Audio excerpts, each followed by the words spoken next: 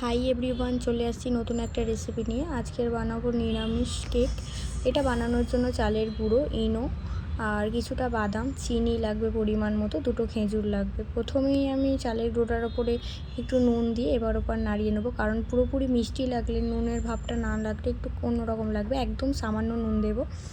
চিনিটা গুলে নেওয়ার জন্য আমি একটু গরম জল বসাবো। গরম জল বসিয়ে চিনিটাকে দিয়ে দেবো। দিয়ে লাল লাল হয়ে এলে, চিনিটা গলে গেলেই আমি চালের গুঁড়োটার ওপর দিয়ে দেবো। চালের গুঁড়োটার ওপরে দিয়ে ভালোভাবে নেড়ে চেড়ে একটা মিক্সিং ব্যাটার তৈরি করব। এদিকে আমি কিছুটা বাদাম নিয়েছি, সেই বাদামগুলো লাল লাল করে একদম ভেজে নিয়েছি। ভেজে নিয়ে হামানদিস্তাতে একটু পিষে নেব।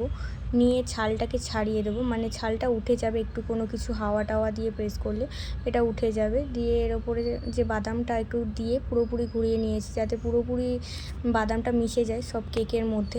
ইনোটা দিয়ে দেবো। ইনোটা দিলে কি হবে, একটু কেকটা পন্সি ভাবটা আসবে আর একটু ফোলা ফোলা থাকবে, আর নরমও হবে, সেই জন্য ইনোটা দিয়ে দিয়েছি। দিয়ে ভালো করে ইনোটা দিয়েও ফাটিয়ে নিয়েছি।